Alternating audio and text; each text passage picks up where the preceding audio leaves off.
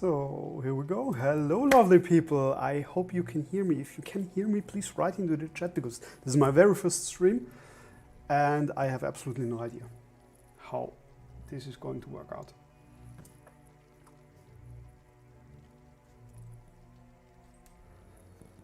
All right, settings seem good.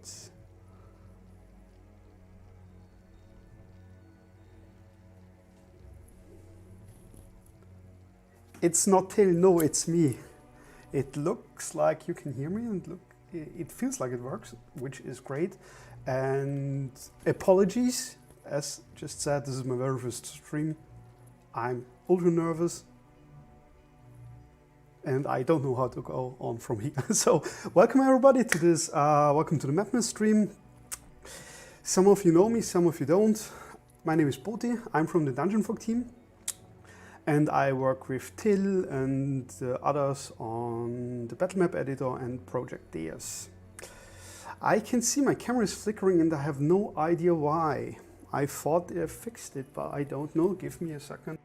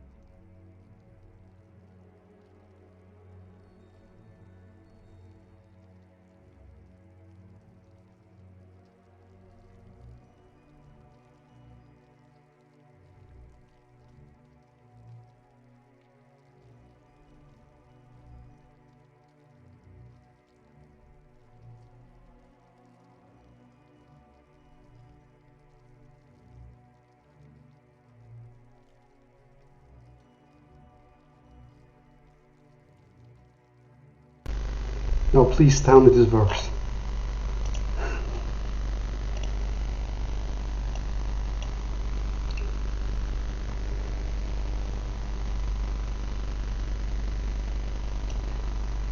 So I'm sorry for this setup thing.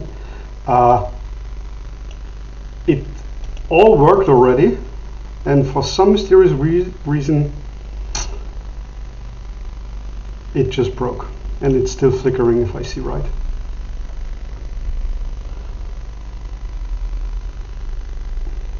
Test 1, 2, 3. Does this sound? Let me check.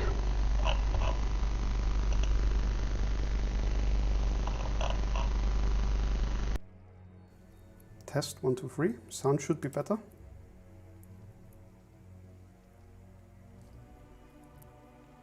Forecaster? Your call. Oh, great. Well, that's super unfortunate. But yes, I'm sorry. It looks like my camera is still flickering.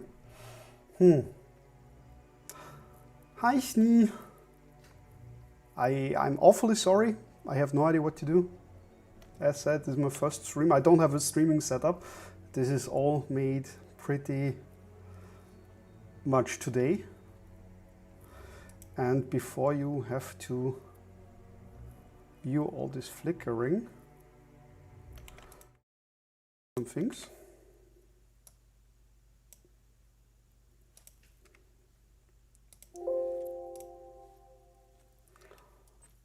Okay.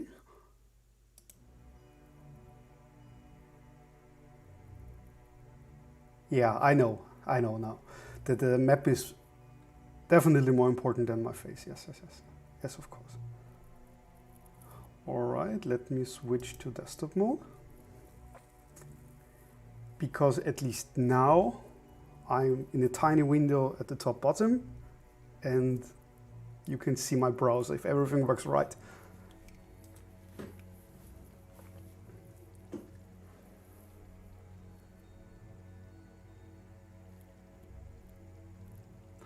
All right, I think we got it. I'm still flickering. I'm really sorry. Apologies. Please bear with me. I promise it won't be a long stream. I promise it will be an interesting stream. I promise that I will need your help in more than just making stream labs working, but rather making a map working. So yeah, this of course, Schnitzel. Yes, this is a very special Halloween effect. I agree. This is all on purpose. All right, you already know who I am, but you don't know yet what to expect. So, long ago, like around a year ago, I started to work on a map, which is called the Hotel Harmony Hill. And it was planned for a horror adventure I played in Call of Cthulhu with friends. And the funny thing is I already played it. I wrote a story for it. We had a ton of fun. I actually played it twice with another group. I also used the map to the state that I have it until now, but I still want to improve and add a whole new level, which kind of came up during the play because players wanted to visit the place and I wasn't prepared, and now it's time to do so. Forecast is asking me who I am again. I mean, you know me, but probably others don't. I'm Boti. I'm working at DungeonFog with the old DungeonFog team with Till and so, and I'm the helping hand for Till and pushing everybody to do their jobs.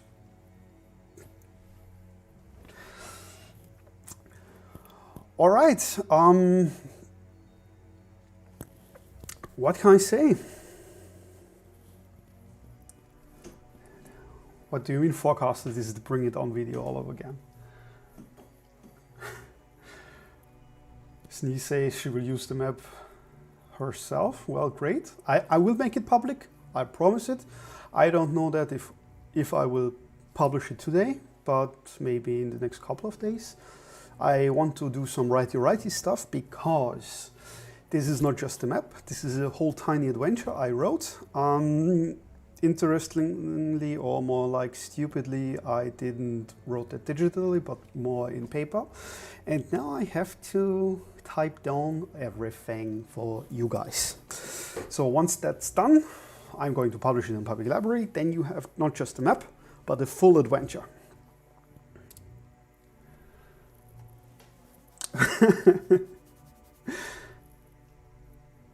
Schnitzel says that she can tell that I like to push people to do their work. Well, I hope that's not on the bad way of things. I hope it's more the productive and good way, if that's possible. But if it's too much, let me know. Good. Yeah, I'm not sure what you guys want to see or how we should start. Yes, let me first open the map. And as I already mentioned, this is a game I've played. It plays in a hotel. And yes, exclusively in a hotel. And yeah, there's a whole story around this hotel. To pick you up a bit, I play a quite different style than Till. I'm more a storyteller. I do a lot of theater of the mind games. I rarely use battle maps. I more like use maps for atmosphere and orientation, but not like you can attack from there or calculate distances. Usually I also turn off the grid if I present something, or rather if I export something, because I like to present on paper or push it just to my TV and have the map as a reference there. Yeah, sometimes I also use the grid, but that's again if the game or the encounters will be more battle heavy. Yeah, Fogaster says opening the map is usually the very first step. Well, yes, at least I'm presenting here and working in DungeonFog. It's also a very interesting thing because I personally start my maps always by first working them out roughly on pen and paper. I'm not the kind of guy that opens DungeonFog and let's go, here goes the map, magic, boom. No, for me a map, as already said, I'm more a storyteller person. When I do a map, I always think about the story first. So why are things there? How are the players going to approach the rooms, the maps, the riddles? What is my path of telling the story and going through them? So Forecaster says, that's me, I do that. I believe you mean that you just open DungeonFog and here you go. Congratulations. I mean, everybody works as they want and they like. I can understand why that works. And I hope that in the future upcoming updates in the Battlemap Editor will help you even more with that, because there are some quite cool stuff coming there. Forecaster says that he doesn't say let's go. Well, I'm sorry for you. All right. Let me play around with the map. Let me zoom out a bit so you can see what we got there.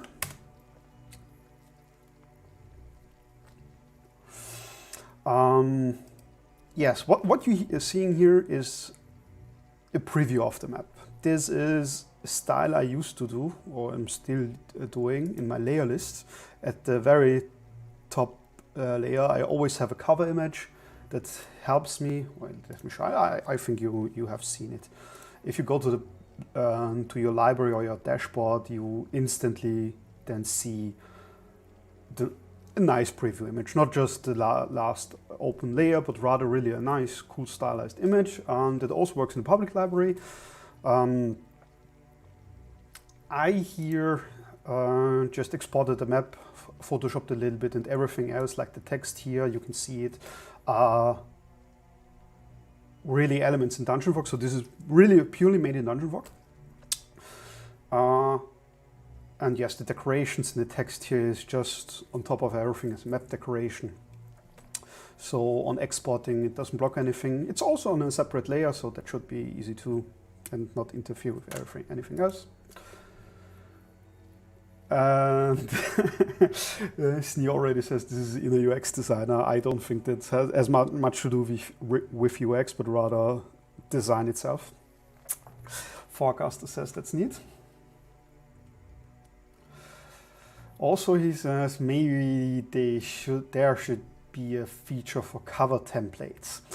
This is super funny because when I started at DungeonFog, and this is actually pretty much 2 years ago, this was one of my first wishes, that I can make or set cover images for my maps, so I can control how they are displayed in the galleries. And not long ago, I think 2 months ago, we finally pushed an update where you at least have control on what is shown on the cover image. So you can select the layer, which should be on top, press save, and the last state you have saved is your cover image. So that's at least some kind of control, which is actually enough because you can do anything with it. All right, good. Sneo also said there is pretty much thought process going on the paper already. Yeah, that's true for me. Again, I'm rarely a map maker. I'm certainly not a world builder. I'm more like a storytelling GM. That's it. That's what I'm. For me, the story comes first. It's not railroading per se, but you know, I'm not that sandbox guy who says, "Here you go. Here's your world. Do whatever you want." I like to prepare really a story as something to experience for the players. I want to tell something. I don't want to have that the players explore everything and come up come up with everything in the time. I like to really let my players experience the story. That's my goal. That's how I like to master. So that means when I'm starting a map, I already have a concept on what I want to show on this map, or how the players will experience the map, or at least how to use the map. I don't want to go in details there. I think this would be a great talk with Guy and Till and some other great map makers, just to sit down and talk with each other about how to approach map making. But yeah, that's how I'm doing it. And yeah, here we go. I would say I first show you the map, what I have so far, maybe tell you a little bit about the details, and then we jump into making the map. I don't know if anyone of the viewers care, but maybe I can tell already about the adventure. Give some details there because I already played this game twice, so there is some kind of game testing already going on. Please don't imagine this is a big adventure that's going to be published somewhere and it's going to be big. No. This is something small, something simple. I played it as a one-shot, which was great. And during the games, I encountered certain things I have already changed, but as I already mentioned, there is something I want to build with you guys because the players decided to investigate the basement, and I haven't prepared that, which is a good idea because it fits into my story. Yeah, so if you are interested, let me know in chat if you also want to know about the adventure. But until then, let's jump into the map. Good, let's start with outside. What you're seeing is entirely done in DungeonFog, excluding a couple of assets. I'm going to show you them. So let me scroll up. Let me zoom in.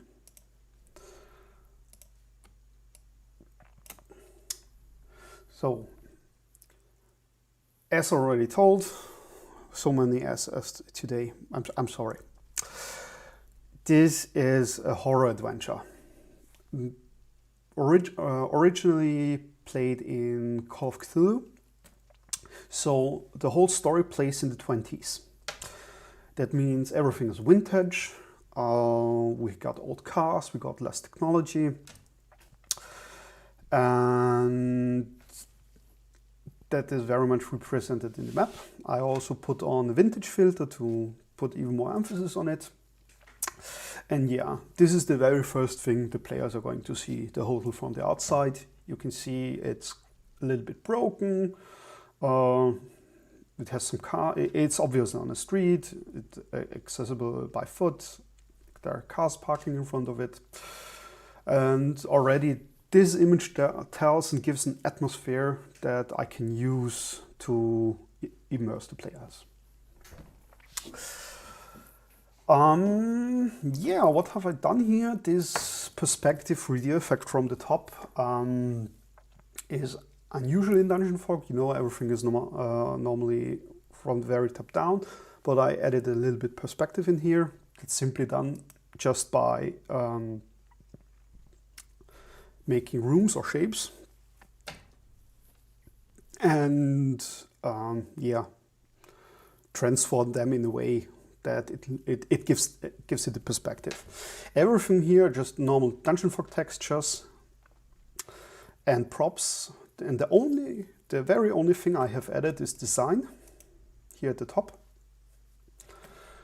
And yeah, the windows and the door, because obviously there aren't any perspective props in DungeonFog, so I did them in Photoshop, just dropped them in the asset manager, placed them on my map.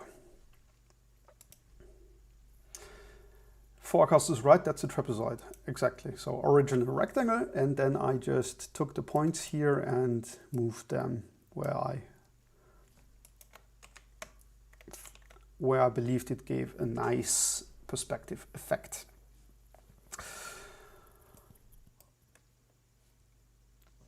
Yeah, so I zoom a little bit out because I want to show you everything, because this is also the first thing the players are going to see, and obviously investigate, because what's the first thing you do when a GM puts the map on the table? You're going to look at it and investigate and look for all the hidden details and whatsoever. Obviously, there is a roof. Okay, normal people would say, "Oh, cool roof, whatever." If you can see the roof in such a detail, then obviously it must be somehow important. And yes, it is. It's part of the story. But the players usually don't know that at the beginning. Maybe they already know that there's something off. Why is the half of the screen a roof? I come to that later. Good, what else do we have? Of course, once the players go inside the map, inside the building I mean, they see the interior. And down at the bottom is the entrance, they go in, and here you see a more or less simple first floor of a hotel. You have a big, huge hallway. Over here you have the reception, a big dining room, a community/social room, some back office for the staff, a big kitchen, a staircase, yeah, some broom chamber. I don't know what's going on there. Can you see that too? It looks super pixelated to me. Whatever that is.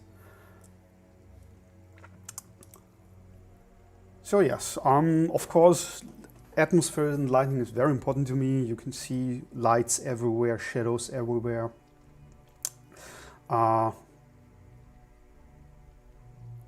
That makes the map quite power intensive, so I like to turn down the lights, and you immediately see how flat everything becomes. So that's the power of lighting. But performance is now far better. And you, as a viewer, can clearly see what's going on here. So yeah. Again, everything are just DungeonFog props. I have long carpets here. They are just single carpets, tiled one after another. And at the end is a lift. And this lift is a little bit important to the story. All right. What else? Of course, the other floors in the hallway. I'm going to turn on the lights again. Oops, that was wrong. Then.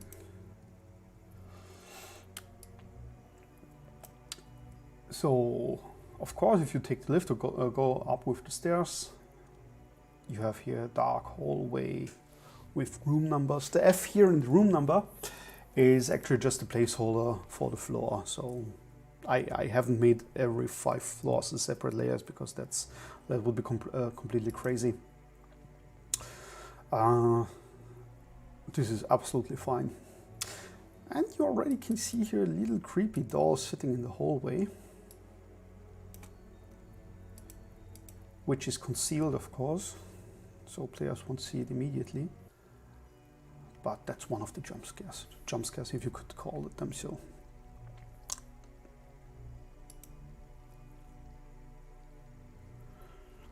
All right, and besides that, so you can see here in the layer list there is any hallway with any, I mean any floor, and any floor means really any floor with the rooms. And whoopsie, that happens sometimes. In the end, I have still no idea why. It gets gray. Usually it has something to do with the rooms and the room geometry. In this case, not. Here is something other crazy thing going on. If I duplicate this layer, the duplicate is gray again, but the original is visible. So here you go.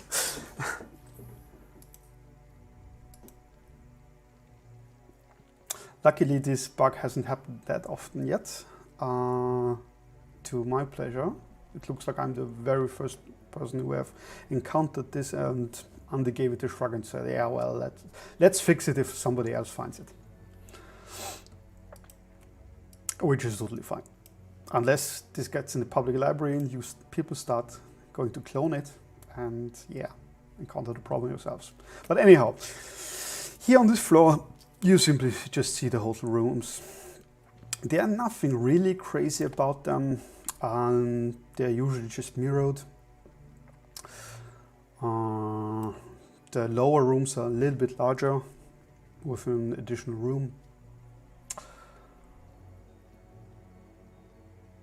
And yes, keep in mind this map was made over a year ago, when we not yet had the duplicate rooms feature. And boy, I would have loved that then. Everything is placed by hand. All right, what else have I here? Ground floor also, I think I showed you everything. Except the basement, but ooh, magic, oh wonder, it's empty because I wanted to do that with you guys.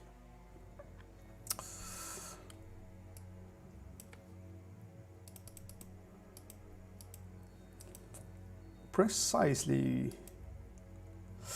All right. Any questions about the map?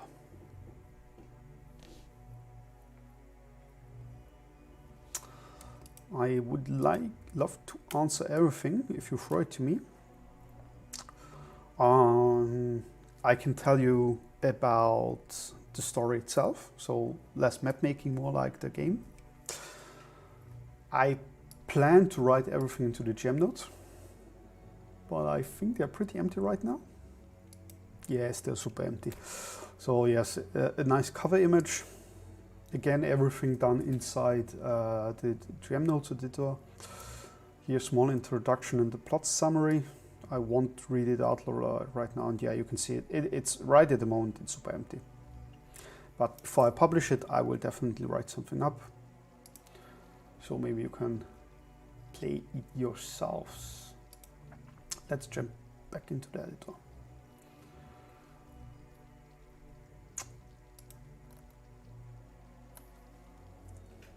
Good. So how I'm going to do this? I jump back to the basement. No, I don't. I go to the ground floor. Why am I going to the ground floor?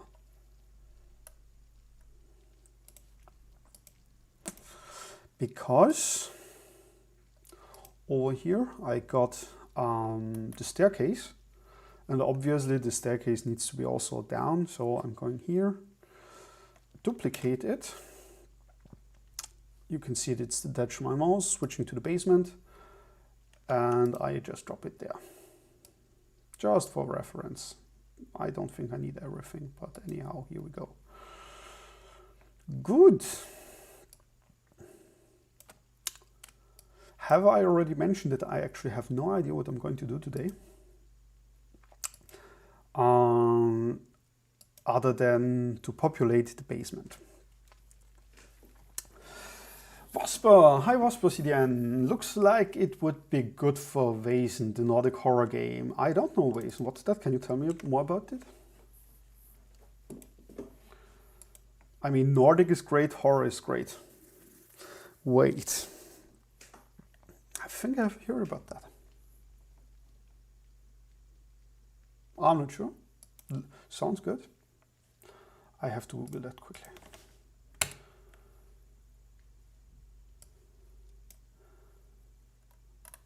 Or a Nordic role-playing game. That looks good. I believe I remember that.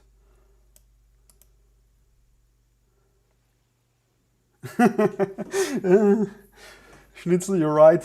He already sold me on it. Horror and Nordic, that's great. I know that, I have seen this. But yes, again, we are not in the Scandinavians right now, no Vikings. We are in the 1920s in the world of Cthulhu. And Sneeze also sold, that's great. Wouldn't it be great if we finally play something together? It would be time, wouldn't it? Vosper, same publisher that puts out Symbarome, Forbidden Lands, Alien, and soon Blade Runner. I see, okay. Wow, cool publisher. Definitely sold on it. Going to check it out right after the stream. Yes, I thought so too. I'm also more of a role player than a fighter. Yeah, well, great to hear. Love to hear that. Let me know if you're in Vienna again, then we can maybe play something. I'm right now not really in the mood to GM. Maybe give me some weeks. I need to clean my head first. I know you are here about this weekend, but no, that's far too early, so forget it. We're going to play together. Okay, let's go back to the map. I think, so before we continue, I need your help here. So I want to know, what things do you expect in a basement? Like in a hotel basement. There must be, I think, something heating, cooling isn't the case. Is cooling a case? Is air conditioning a thing in the 20s? I don't think so.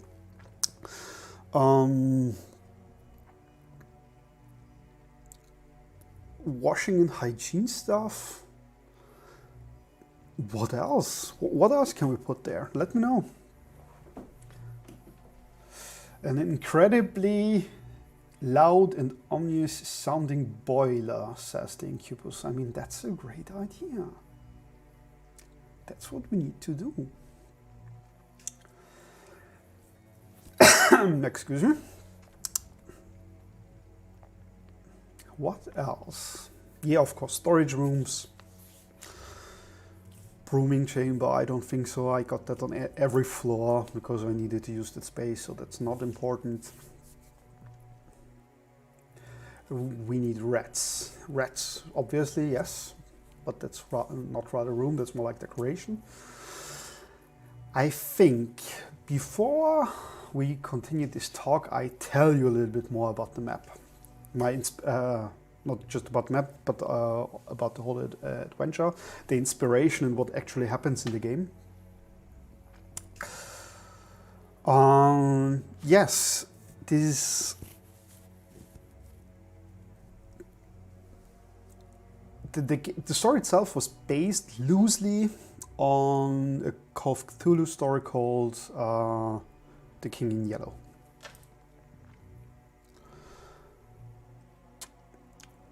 I'm not sure how much you know about Call of Cthulhu. I won't go into any details there.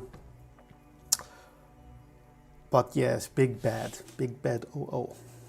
So the color yellow is kind of important. There are certain symbols that come up in the game. And yeah, everything is a little bit Cthulhu-esque.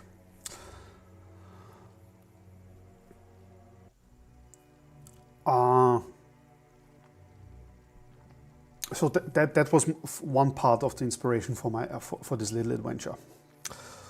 Another thing was Phasmophobia, the video game, if you know it.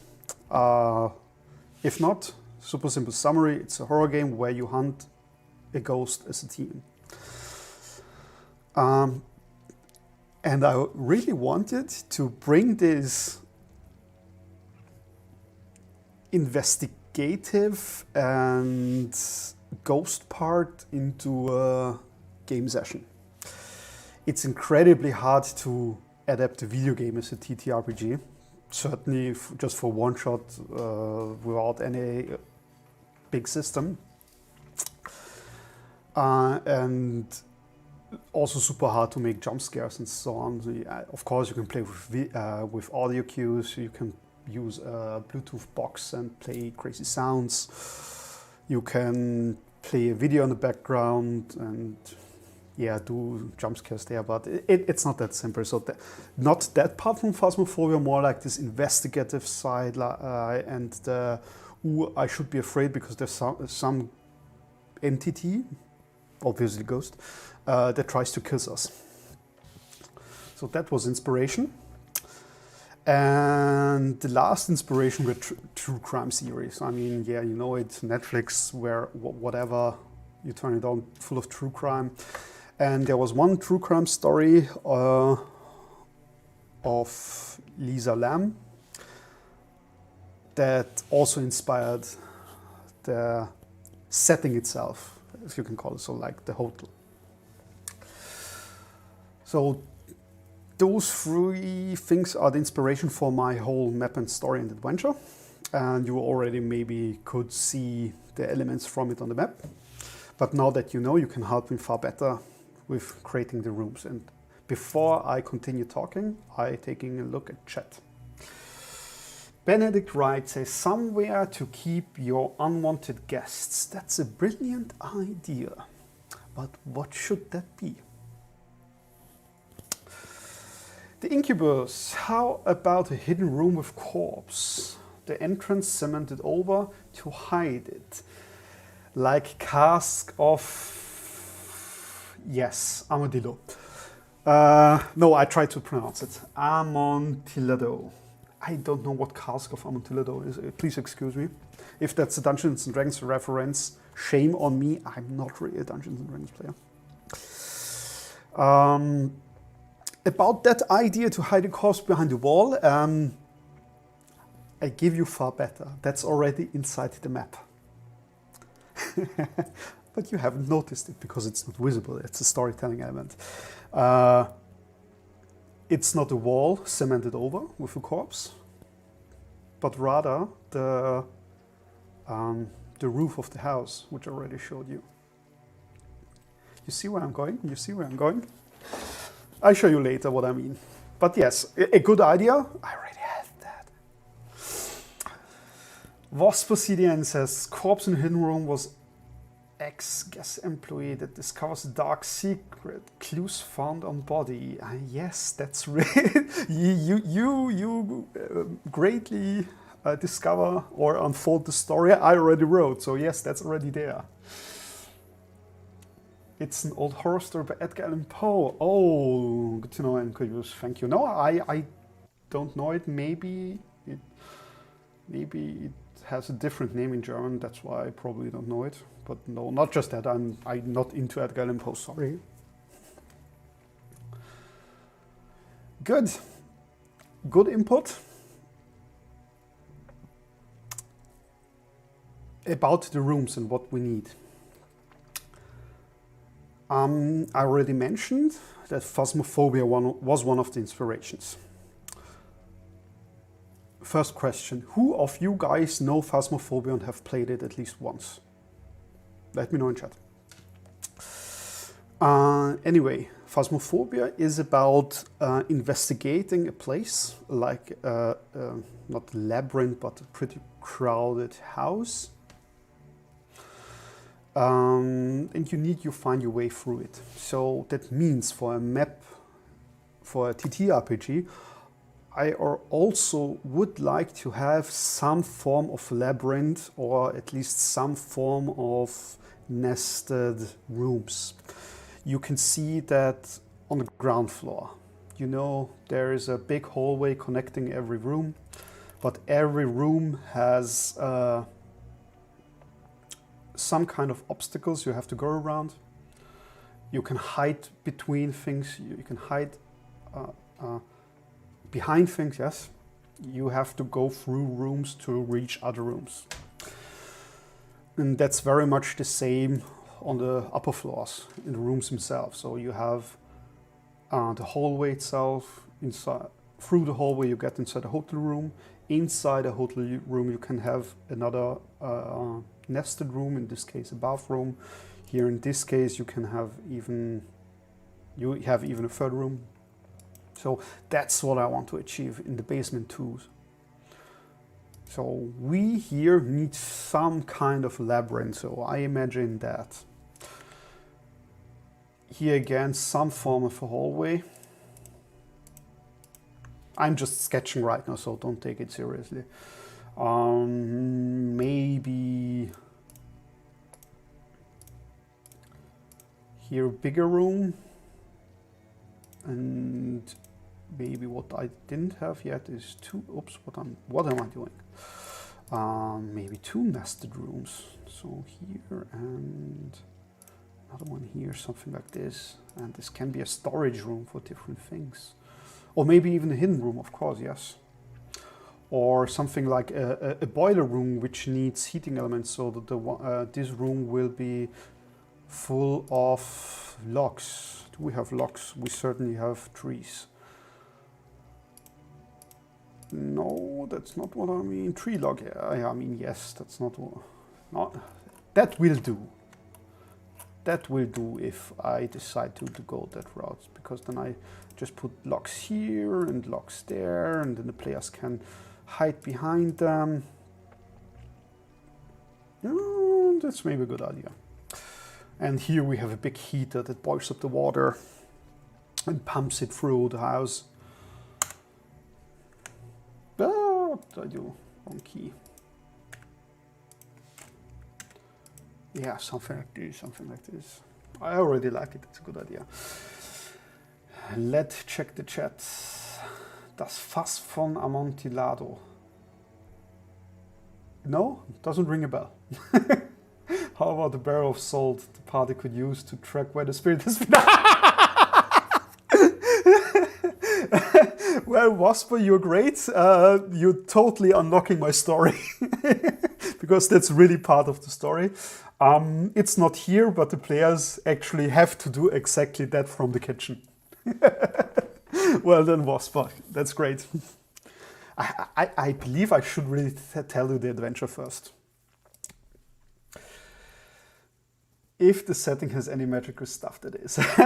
Yeah, I mean, of course, it's. I have played it in the Call of Cthulhu system. I mean, you probably know it. I got it here, Call of Cthulhu. That's the German/European version. I believe the American version is a little bit different. And yes, they obviously not just have magic, they also have ghosts. So I use the ghost rules from the book for the ghost in the game. The Incubus says, my apartment uses the basement as storage. Could have twisting corridors filled with cages for rented storage. Yes, that's also, yeah. We got so far storage and heating. That's brilliant. I think I need one last more. Wasper, what can I say? Decades of DMing and making all my scenarios from scratch. Yes, exactly. Yes, did the same thing. So I think before I continue, you guys keep pushing ideas or keep thinking of things that of rooms that can be in the basement. And while doing so, I tell you about the story of this map. Is that an idea? Does it sound good to you, or don't you care about the adventure itself? Do you just want to make maps?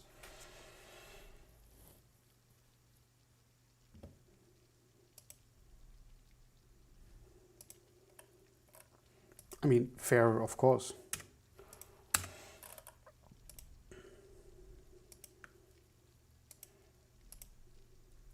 Let me just clean up here a bit because I don't need this room.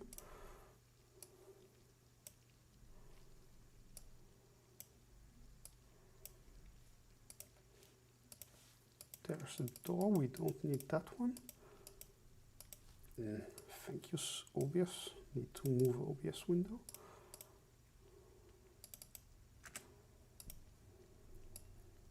Blip. And move it back.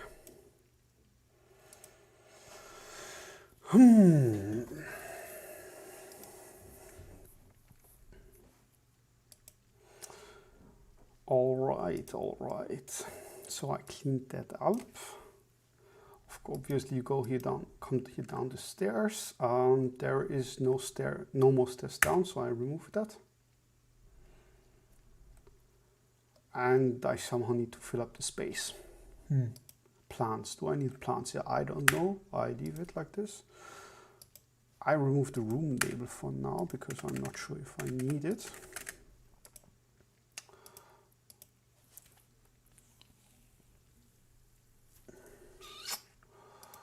All right.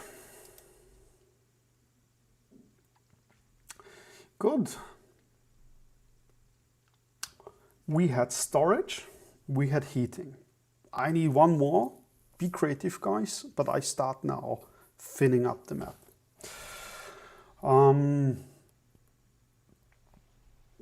So this is obviously where you go up the stairs to the ground floor. Yes. Water is also always good. Hello, Lord God. Nice to see you here. Welcome. Welcome to my very first stream. I'm a baby streamer. Yay. No light settings needed now. All right. I'm just thinking, do I need a hallway here, or do I want to mix it up and make more like really nested rooms that you have to go through rooms? Let's see first. What do we have boilery style here? So obviously we need locks. Yes, I put locks in there because we need them.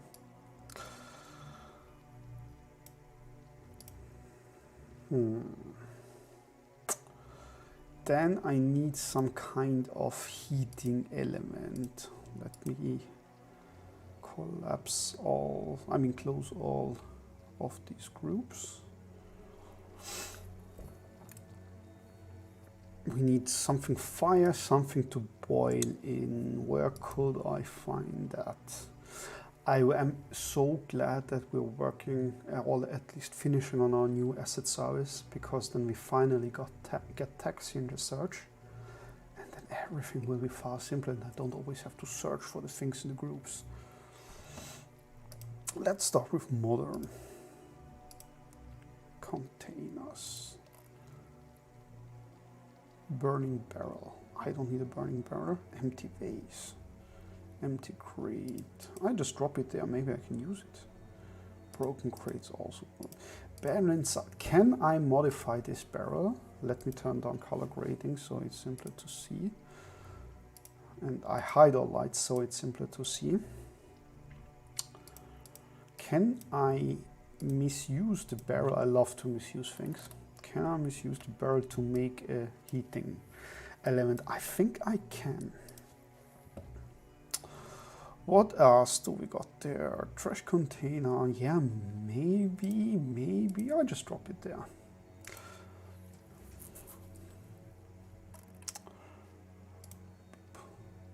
Decorations. What do we got there? Pipes. Yeah, obviously that's great for decorating later on. So what am I right now doing here is going through the asset library, searching for something that I like or I think I can use on this map, and just drop them here like a palette and reuse it once I'm there.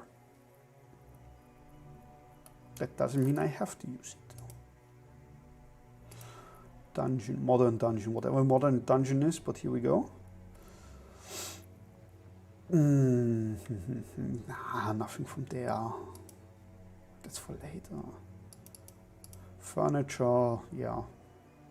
Nothing interesting here. For now. Broken card doesn't have anything to do in the basement. Unless it crashed there, but that's not where I want to go.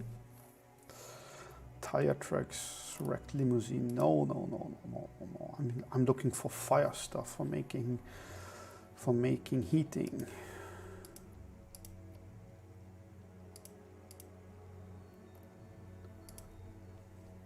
Good, that's for modern. What do I find in Victorian? No, I don't need any arms. Yeah, from the containers you can see I almost use everything on the top floor for the kitchen and the dining area itself.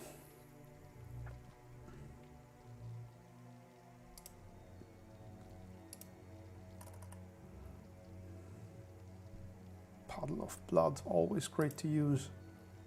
Till's favorite prop. Shelves, yes, that's what I need for the storage later. Oh yes, I just put it there. Fireplace, could I misuse a fireplace? Oh, I think that's a good idea. I think that's a good idea. Could I misuse the fireplace with a barrel as a boiler? I think I can. Now let me add a fire.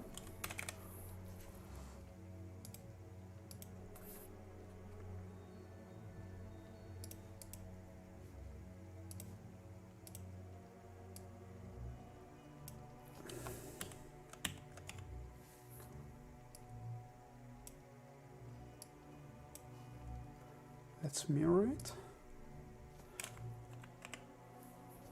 I think that would work.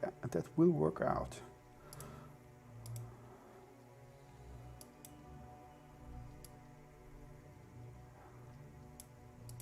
Not that orange. Whoopsie, no, that's not what I wanted to do. Let's move up the mask a bit.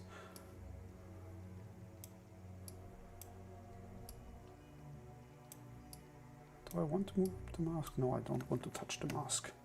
Leave the mask where it is. That's okay. Yeah, I think that could work out like as a boiling element or so. Now, let's do some piping, and that could work. What do you guys think? What about the fireplaces without the mantle? Let me check. Hide this.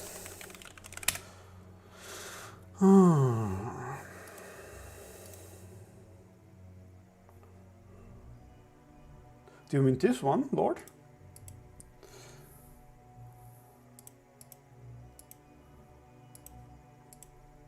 Ah, that doesn't fit the style. That's more like for the upper floor. This is in the basement. This needs to be gritty, rough, old. Nobody wants to touch it. Like from the distance, you look at it and say, okay, I don't want to go there. Oh, where's my search?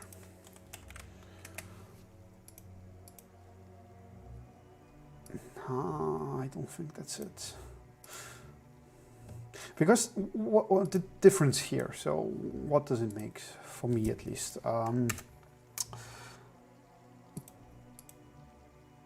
This prop at the bottom. Whoops, wrong key. This one if I place it below the barrel and below the fire, it gives a little bit of perspective effect. So that the barrel is raised and there's just some kind of machinery below it that, yeah, it's not just flat on the ground, it's a bit below the barrel. I think a prop like this, I mean, let's try it.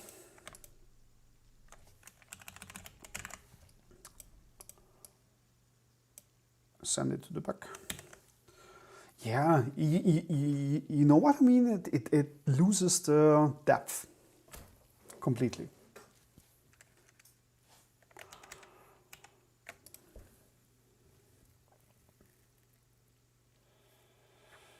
I think it would let your layer better. Under Vikings, let's see. Let's do flavor, cosmic core, Vikings, fireplace lid. You mean this one, right? Huh, maybe then I can omit the fire itself. I'm just looking at the columns here, maybe I can put it there.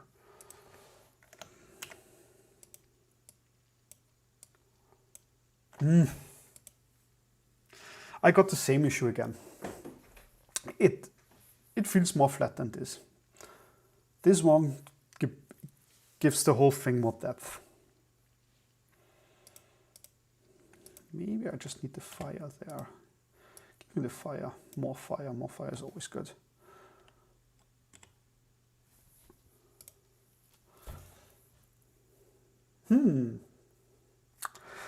Yeah, the fire changed it. What do you think? What do you guys think? What is better? Obviously the fire here is a little bit big. Make it small. I'm not sure yet. I'm undecided. Maybe if we add piping. Nah, I think I will go with the right one. Ah, I kind of like this one. This looks also great. Maybe, you know what? Maybe let's leave it there and use it for something else. Maybe we get a good idea. Lord God says, I think yours is better. Well, thank you. Good. Before moving on, I like to clean up my stuff. So that means I go here, say that's the boiler, and move everything inside. The fireplace. Where are you? Why did I lose the room? What just happened? Where's my selection? Bug! I can't select things anymore, doesn't matter. Barrel, that's it. Can I select again? No, I can't. Let me... You guys look away, that's not a bug, that's a feature.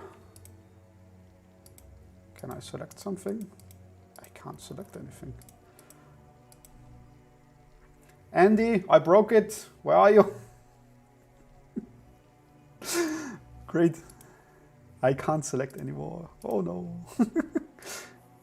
Test. Yeah, now it works. Great. Just needed to switch tools. Wow. Okay. First one. All right, back to layers. Here I got my boiler, which is great. I move it and I know, yes, the piping is not yet there because I just save this for later. So I know that now I have a boiler, I need piping, and I think the piping should go just through every room here in the basement. So that means that's a good idea.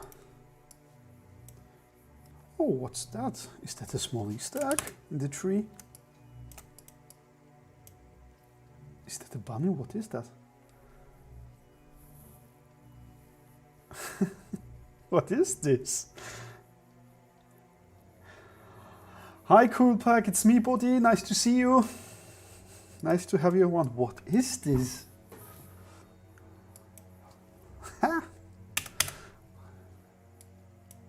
Tony hiding Easter eggs.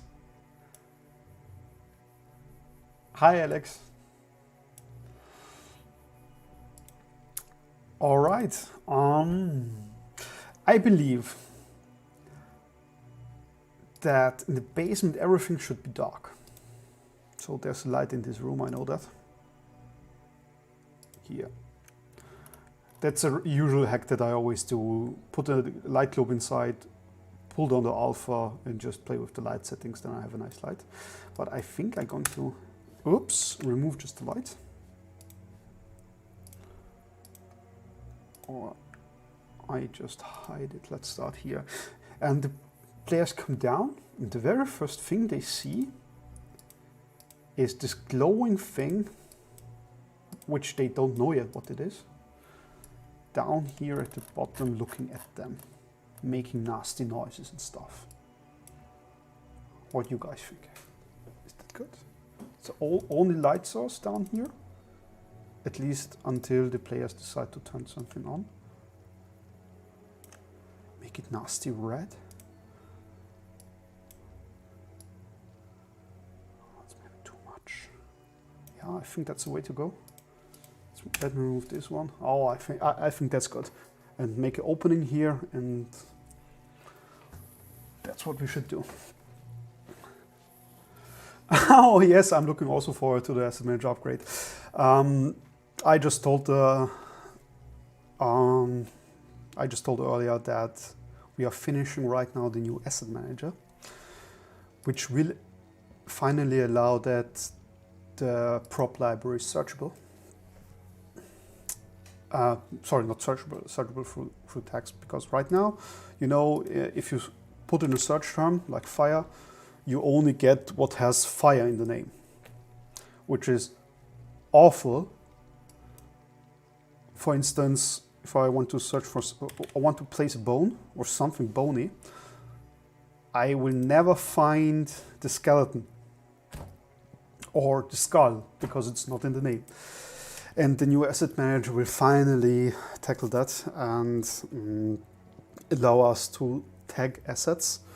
I mean, we got right now around 8,000 assets in the library, including the including the marketplace ones. That means we got a hell of a lot of work to do, but at least finally that is going to work. And then slowly, step by step, we're going to improve it. So what we all want to do still this year is to rework the whole prop library, because this is improvable, I say. It works, of course, but it worked good for our start, where we only had 400, maybe 500 assets and textures, but as just mentioned, we have over 8,000 right now, and it's quite hard to really find what you're looking for. That's why we will improve on that. And yeah, step by step allow even more things. And of course, the goal is that the new asset service, the new asset manager, will replace this asset manager inside DungeonFog. But that's on the long run. That won't happen this year, and I can't give you a date on that.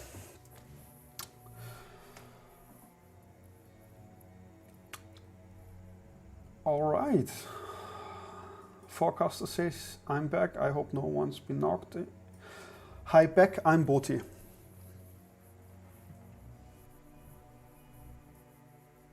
Sorry. Sorry. Welcome back, Forecaster. Lord God says, like in the movie Home Alone, exactly. To be honest, that's exactly what I have in mind. So that Karen goes down in the basement, and there's this nasty, ugly, glowing, I think that's a heater in that movie, but whatever. That's the same, that should be the same feeling here on this map. The players go down the stairs and they see this first glowing, the only thing glowing is this nasty, dark, rusty boiler. Excellent tagging, yes, tagging. That's the very first step. Also, about the asset service, I already can tell. Till always says it won't be really anything noticeable for anybody, because he's right. There won't be any UI changes for now, except tagging will be there. But the new asset service is light speeds faster than the old service. So I hope we finally fix our connection issues with the States and other countries other than Europe with that. We are already testing it. It's not super done yet. We have some work to do on this, but we're almost there. And the first speed tests are very promising. But what we couldn't test, or we can't test until you guys are on board and we release it, is how it behaves if we have thousands of requests like we have now. So maybe it gets a dip with that again, but not as bad as it is right now. So expect speed improvements and stability improvements mainly. Lord God, I'm going to use that on my next code review. This code is improved. Yes.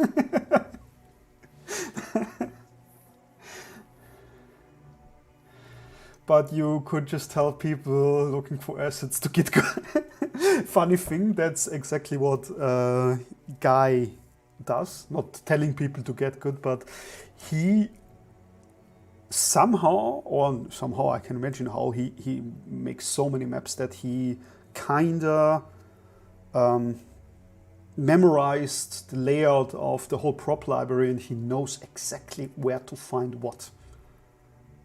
And that's magic. I mean, as said, we have 8,000 assets. Good luck to know where you can find what. I have a tough time with that. But he just knows.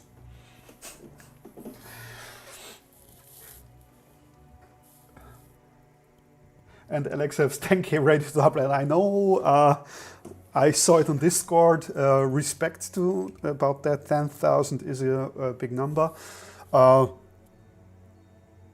I can't tell you at the moment how the new asset service behaves with that large amount of assets, because we as with a full set of assets don't even have that amount.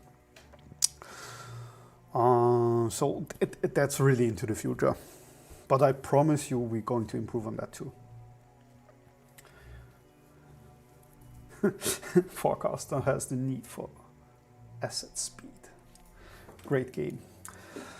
All right. Let's continue with the map. But I think to all new viewers, let me show you this map in full, because you right now just seeing empty basement. I don't even know why I was still here.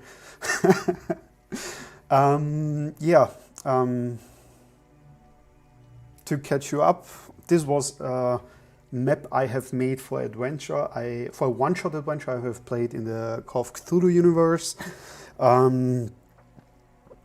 It's a horror game. It's about ghosts and fleeing from the hotel. It plays in this hotel in the 20s, and everything you can see is made in DungeonFog, except some assets I have made in Photoshop, which is this sign at the top, the windows, the door, and that's it. Everything else is made in DungeonFog.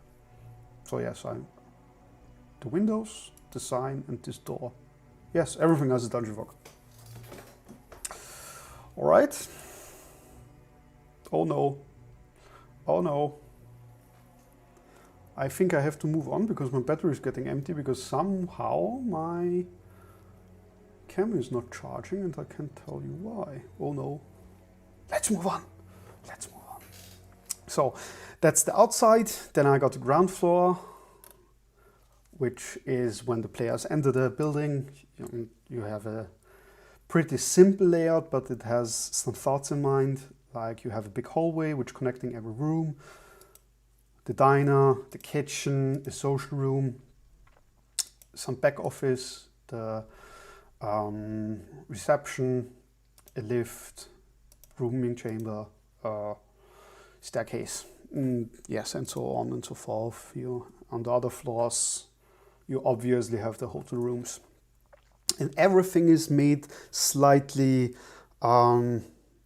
labyrinth-esque, so nested rooms where you can go in and hide or find things. And that's what I want to reproduce in the basement too.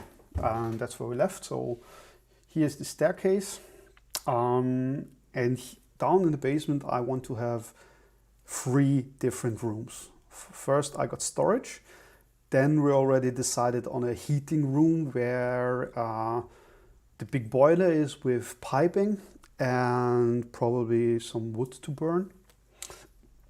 And we need a 3rd room. So give me ideas, chat. We are getting there though. Great artwork. Thank you. Lazy of you to not make individual window assets with correct perspective. Well, yes, lazy of me. Thanks for noticing. So I think I made 3 different perspectives, then I gave up because for what? It delivers enough. I already said, Andy, that I would love to be able to shear and twist assets like in Photoshop I can do with transform. You know what his answer was. We got enough to do. So back to the basement.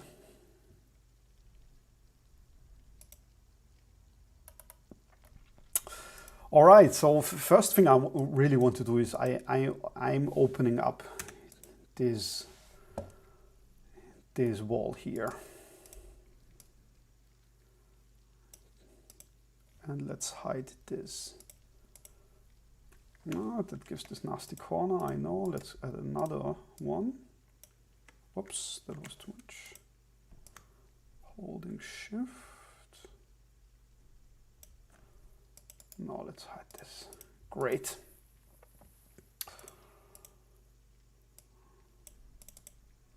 Let's pick the fireplace. I'm still waiting on some more ideas for a 3rd room. So what I imagine here is that this will be the storage room with here a door which is locked. Instead of a big passage, I just add a wooden door, wooden double door, that's called, yes. So that's a locked one. Maybe they need to find a key, something like this. Here, I wouldn't do a door. So this will be storage that I already know. So down here, they look at this giant, maybe let's make it bigger. Yes, at this boiler. And between here, I think we're going to do locks as semi-storage and obstacles where you can hide if you want.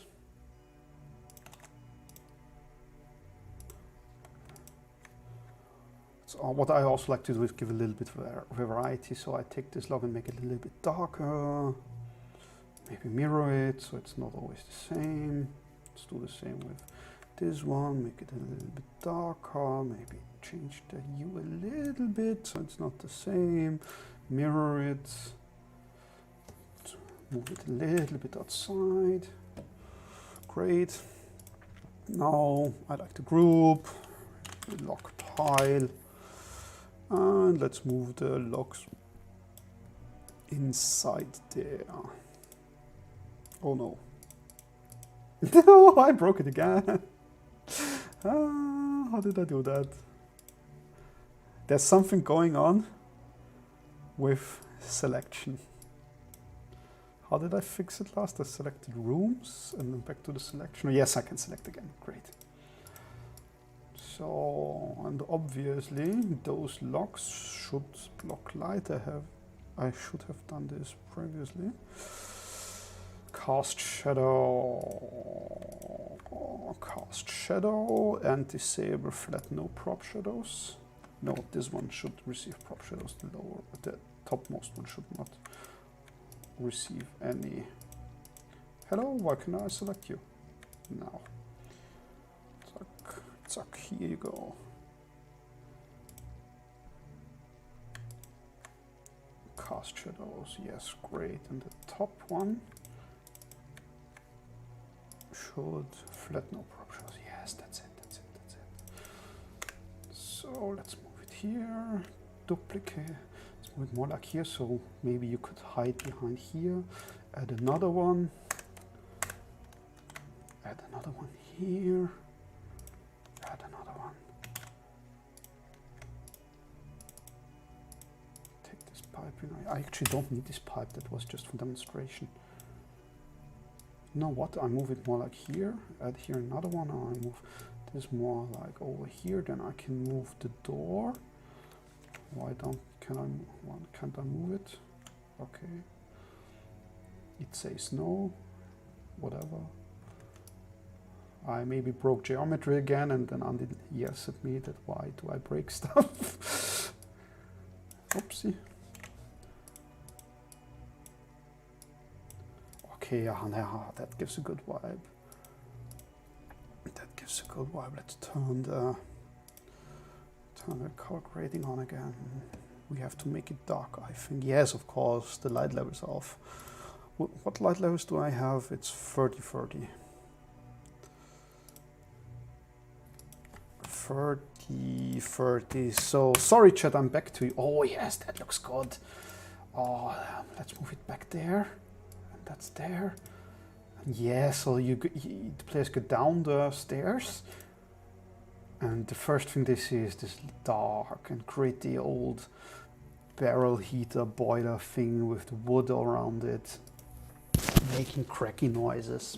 Oh yes. Okay, back to chat. Sorry, I was ignoring you.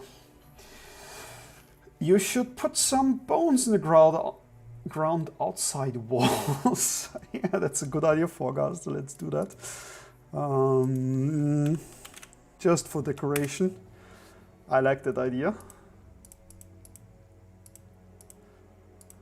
Where? Yes. Here one.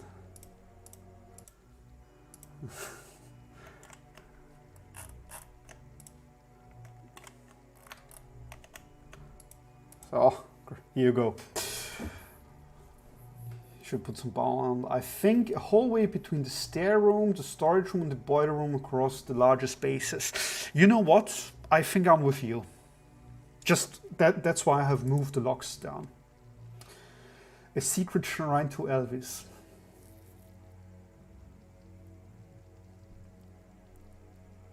Wrong game. Make room for creaky doors. Yes, I mean that's what this is. This definitely is a locked creaky door. How about some rickety chairs and tables with chess set on them? Yes, but in the basement?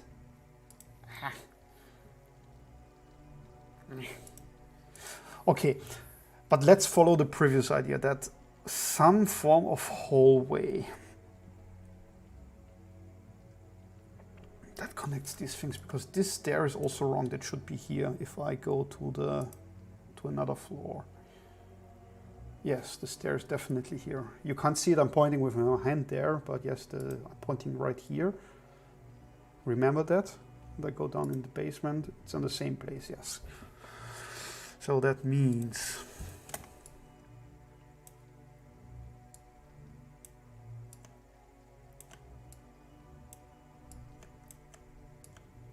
if we do something like this, put the hallway down here. Oh, that looks too crowded. Let's move it over there. Yes, that looks better. Maybe even a little bit more. Yes. And now we make this a hallway.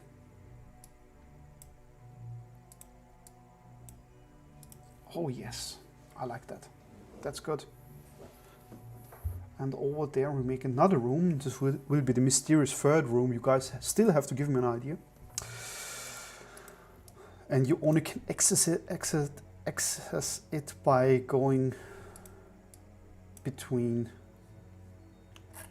the locks.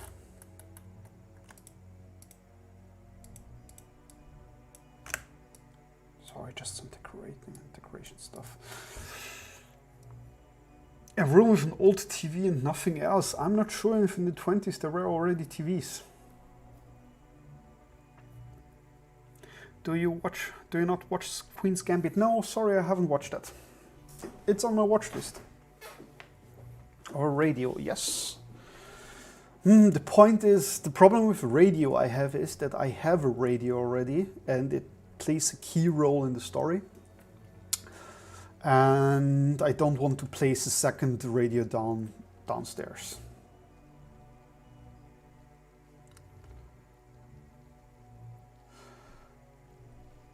Library of only occult books.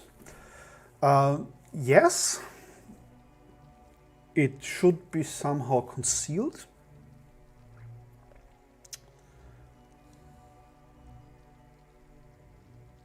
But there's a but. And the but is, how do I tell it in the story? Why should an occult library be there?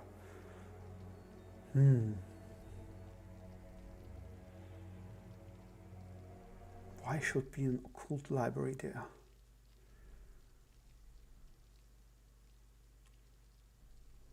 I believe I can sell it in the story, and I think I will. That's the third room. A library of an occult book, of occult books.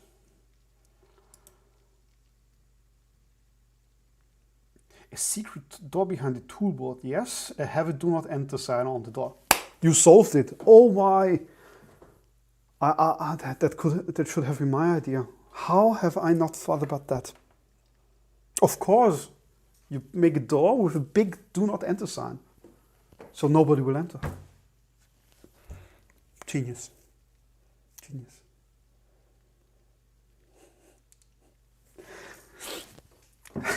Stuff only, yes. So that's it. We have our 3 rooms. I really like the occult book room because, let me quickly finish this.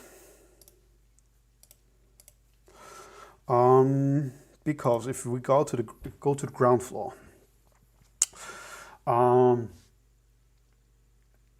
you can see that in the socializing room, in the community room, I already have a big bookcase. And this is already a hint for the players. And for one group from which I played, okay, I need to be little bit more detailed here. I prepared pre-made characters because that was one shot and I didn't want to waste any time with backstory and character creation for the players. So I prepared characters with backstories. I believe 8 different characters. Maybe I can show you some. 8 different characters with a backstory, and every character had one, let's call it plot device, key item that helps them during the story. And one of the players, look here, that was one of the players. Nicely printed out in in old Parliament book paper, and that was a pre-made character I did. And everybody had the key item, and one character had a special book that talked about ghosts. Like this book, talking about ghosts. I show it to you a little bit longer. I know it's hard on stream. It was talking about ghosts, but on the other group, nobody picked that character, so they missed the some key information. So I simply just put the book into this library, which kind of felt a little bit low effort, but that's a very good point. So I could make a occult library in the basement and referencing that occult hidden library somewhere here, so players have a tiny riddle, so it's not that on cliche, like, you know, you go into the library and directly find the book about ghosts in a random hotel. So yes, that would make more sense. So I like the library idea. When you pull on the right tool, it opens. Yes, that's a good idea. Or a sequence. It would be the only unsolved tool on the wall of one of the players investigate. Yes, exactly. So there needs to be some form of tiny riddle the players need to solve. A except it's one where people have grabbed it to open the door and not where the tool should be worn.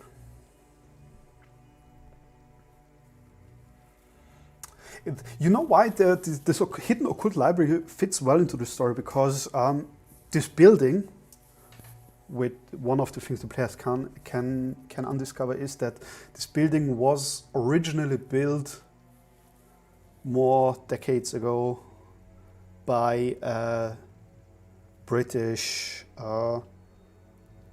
sect.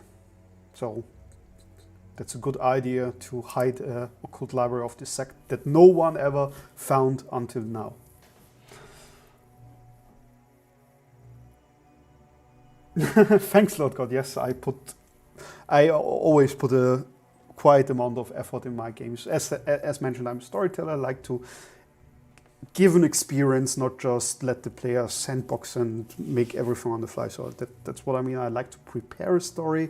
I like to prepare many things that we can just enjoy a game. It sounds like how I'm saying it sounds really railroady, but oops, that's not what it is. I promise. Yeah.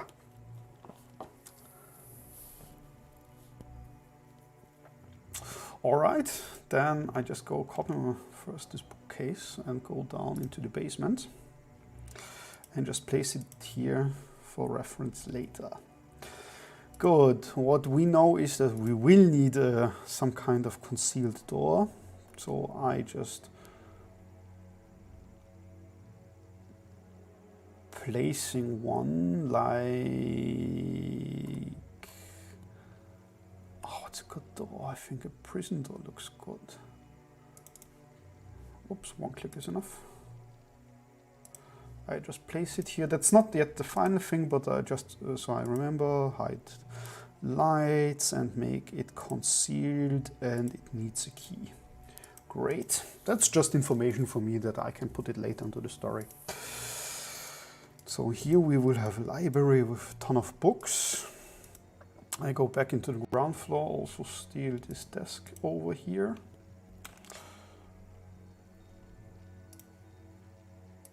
Zack, boom. Great. Third room with shelves and strange chest. Chest is unlocked, and inside him is part of demonic entity. Hello, Debu Yahoo.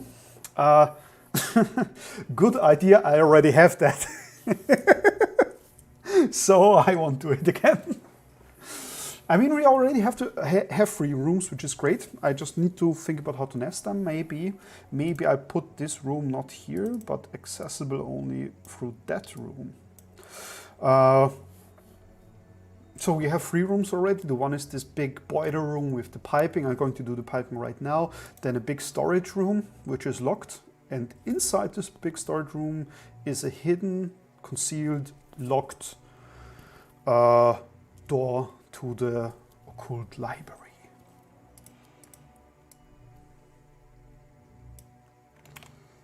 And now you people tell me how to make it look occult.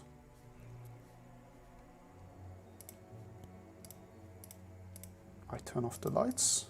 Ah, it's horrible. You immediately can see that it's flat. It doesn't give any atmosphere. It's just plain boring.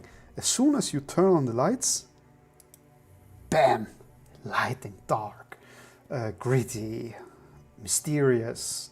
Oh yes, lighting is so powerful, I tell you. But I turn it off again.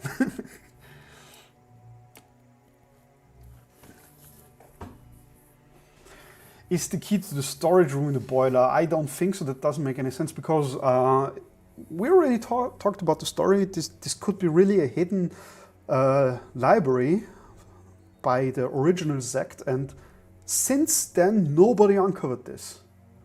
To hide the key, really a physical key inside the boiler, doesn't make any sense because either somebody already found it while putting locks in or clean up the thing, or it would be totally broken until now. So that's not a good idea. I really like your Riddle idea, far better, that's great. So put something on the walls that nobody touched for years.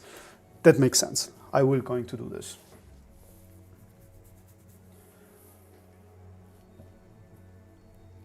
Oh, now I'm reading it, sorry, a beating heart. In the, wow, that's dark. I mean, yeah, it sounds good, but it doesn't make any sense, so that's a little bit of... Dead means... Sorry. Shut up, Siri. That's a little bit stretched far aside. All right. Good. I wanted to do piping. We talked so much that I almost have not finished anything. Pipes. Ah, okay. Is this again a thing that I can't find because of the name? Maybe, so it was modern.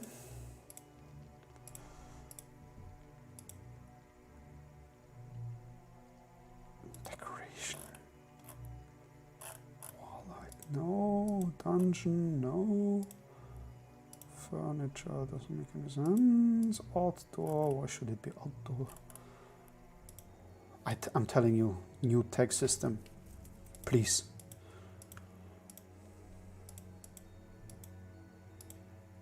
Where is it? Did I lose it?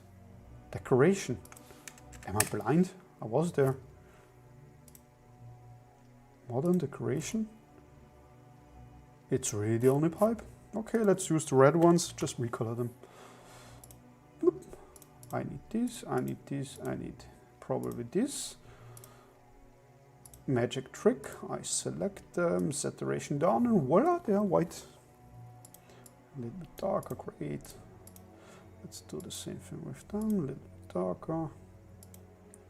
Make it 20, minus 20.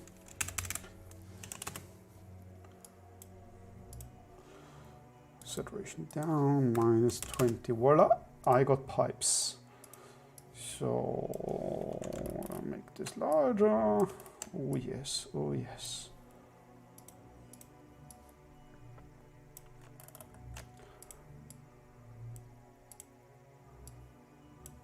Oops, that's not what I wanted to do. I make this pipe coming out of the wall inside my boiler. Then over here, I want to take this. How do I scale it? Let's make it 200. That's simpler to remember. Like that. Let's make that also 200. Make it like this. Also 200. Put it there. I know I will fix the layering later, but now I make pipes.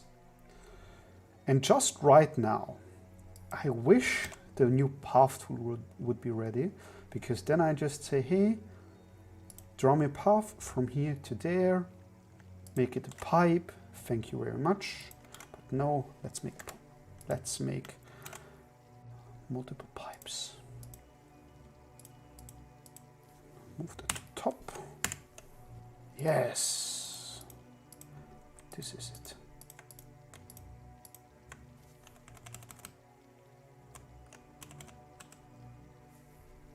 This is it.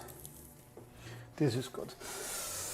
Okay, heart beating is a key. Dada High Vale, 1967. You love cliffhangers, great. What website are you using? Hi Linus, I'm using DungeonFog. DungeonFog is a great Battlemap editor for role-playing games.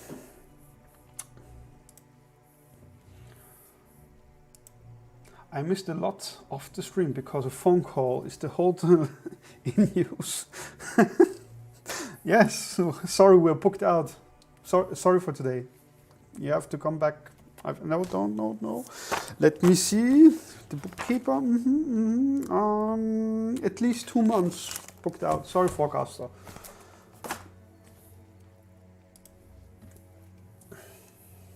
Linus, thank you. Yes, it's a great program. right now I'm making a battle map. Not a battle map, I'm making a map right in the basement. I can show you even more. Like here, look what this building looks from the outside. Ooh, it looks ugly. Let me turn on the lighting. And yeah, here you can see, wrong keys, what did I press? Here you can see the map from the outside. This is the very first thing my players see when they, when I play the adventure with them. So it's a big hotel, it plays in a hotel, it's a horror game, horror adventure inside a hotel with ghosts and mysteries and investigations and a little bit of true crime. And yes, once the players enter the hotel, they have quite simple, but I call it nested labyrinthy layout. So you have to go through different rooms and sections to find everything and hide. For instance, here you go here inside the building, right into the hallway, and this hallway connects every room with each other. To the right, there's a big dining area. Above that, there is a kitchen, and you see you have to go around tables and behind the counters, or here in the social room behind around sofas and stuff, so you can hide or investigate, or even if you want to go into the reception, you have to go through the social room, through the back office to the reception if this door isn't accessible. That can happen during the story. And I try to recreate this labyrinth, this stuff also in the basement, and we started with absolutely no ideas. It was a plain empty basement, and now we had the idea that we make one big boiler room where the water is heated and maybe stored. No, storage is not good, but heated is good, with log piles, and then a big second room that acts like a storage. And behind the second room, the storage, which is also locked itself, is a hidden library. I haven't done it yet, it's empty, but the idea is there, and that is what it's important. Forecaster, no, the hotel is not abandoned. Why are the players there? Story-wise, I wrote the story like that every character has a different reason to be there. Like one is just visiting the city of New York. This whole game plays in New York, in the back streets, I call it, of New York City of the 20s. And every character I've created has a different backstory. For instance, one is a doctor and goes, so a physician that goes there on a convention and he needs a cheap stay. The other character is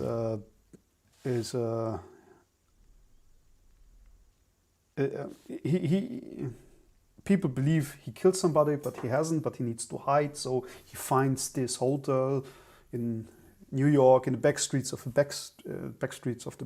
New York. So he has a good place to hide for one night, and so on. So I really created for every character a different reason to be in this hotel. Of course, as I mentioned, I will release it to you with the whole story once I wrote it down. Please feel free to adapt it to your existing story if you want. So I know most of you players play fantasy D&D, so it's not that fitting. Maybe somebody can recreate it in a fantasy setting. But please feel free to adapt it. You can give your players any reason to be in this hotel. I have played, so Ninus32 is asking in which system I have played. I have played this game already twice in Call of Cthulhu. That's why the hotel is themed like this, so vintage, 1920s. This was a Cthulhu story. But I tried to write the story, not just I try, I will write the GM notes for you to copy. So this map will be available for free in our public library. And the GM notes of this map will be written system agnostic. So I write at the moment, I only have one page. But I promise you, I will somehow write all my notes down and make a short adventure from it. so you can adapt it or play it yourself. The NPCs will be defined with Great GM's Ogre system, which I think is great. So there won't be many scripted events. The NPCs will be defined with ogres, and you can play them as you want because you have their motivations. Okay, let's go back to map making. No, answering questions. Systemless. No, as mentioned, Call of Cthulhu, Forecaster R says, the key in the boiler doesn't make sense. No, yes, the key in the boiler doesn't make any sense, but I like your original idea, like there's some kind of lever or button or something hidden inside the storage room which hasn't been touched. Maybe it's some kind of information they get in the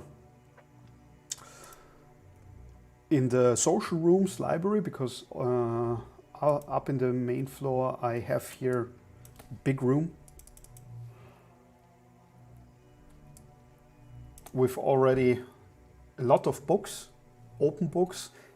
Maybe the ghost just drops this one book where a page is, I don't know, halfly tiered out or something like this, where it describes that there's a hidden room and how to open it. Maybe chanting something, saying 3 magic words. I don't know yet, but I like this idea very much, so that's how I will integrate it. As mentioned, originally I had the players find a book which contained informations about ghosts, and I just simply placed the book inside this bookshelf, and it was a little bit boring because the players just went there and, oh, a book dropped from the shelf, it might be important. Oh, it's about ghosts. Yeah, well, obvious. Yeah, okay. But I like this because that way I can make a little bit more like a little riddle from it. Speaking of plot devices and things I like to prepare, that's a sheet from an existing character which tore it out from a book and holds it with, always carries it with him as safety, protection, whatever, but the character can't decipher the text, and that also happens during the story, so the ghost will help to decipher this text. I'm just finding stuff right here. I'm just showing it to you. It has nothing to do with the map itself, sorry. Okay, Debiaru says, maybe party can find bone flute that makes hollow. Oh, that's a good idea. Creepy sound when you play it. Someone's soul is bound to... yeah, I like the idea. I really like the idea, maybe. Because what you just said, Debiaru, fits also in the story I have played. So there is a ghost. Spoiler alert for everybody who's listening. The ghost in the hotel is not the bad one. The ghost wants to help, but the players don't know that until the end. The story unfolds like this. So the players enter the building, investigate the people there. There are obviously other guests at the hotel, all NPCs. And during the story, they uncover the secrets, the connections with each other. So there's a little bit true crime in there and really thriller-esque style. But suddenly the people start to die. They get killed. They don't just die, they get killed. And obviously until the end, everybody thinks it's the ghost. But in the end, it turns out it wasn't the ghost all along. The ghost wanted to help everybody to not be killed or tell the adventurers, the players, what's really going on here. And what really is going on is that everybody inside the hotel is already dead except the players. And they are just reenacting the moment of death and waiting for the players to open a portal to another dimension where they can move their souls to and become warriors that will later invite Earth. Ooh, mysterious. But that's the very end, so spoilers. Forecaster says, I meant the key to the story room itself, not the key room, but that was if the hotel was abandoned. Oh yeah, good idea. Okay, I see what you mean. Yeah, I see what you mean, but no, because I got a plot device in the story. That's the I don't know how, I think I just call it main key. The main key can be acquired by the players by going to the reception and talking with the hotel, what is it called, hotel manager. So I got a main key that can unlock every door. The players just need to do social encounters to get it.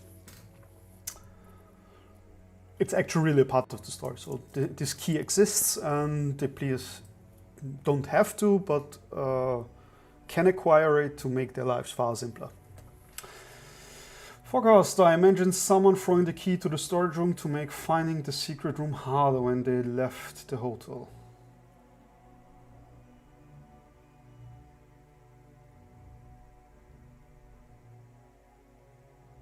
I will need to read it again. I imagine someone throwing the key to the storage room to make finding the secret room. Throwing the key to the storage room. Where? I don't get it. Sorry.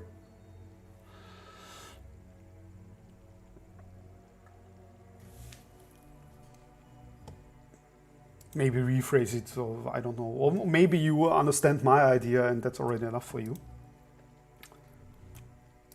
If it had been abandoned, I see. Yeah, obviously the hotel is not abandoned. The hotel is definitely working. That's also a secret. Spoilers again. The hotel actually doesn't exist. At the very end, so while people are dying, they think the ghost takes over and locks all the doors and they can't escape anymore. Like, I don't know if you have seen Room 1404 or something like that it's called. It's a horror movie.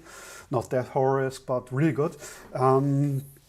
Where the room itself in the hotel is the antagonist and the bad person, not the ghost, but the room itself is bad. And the room just locks it himself so nobody can escape.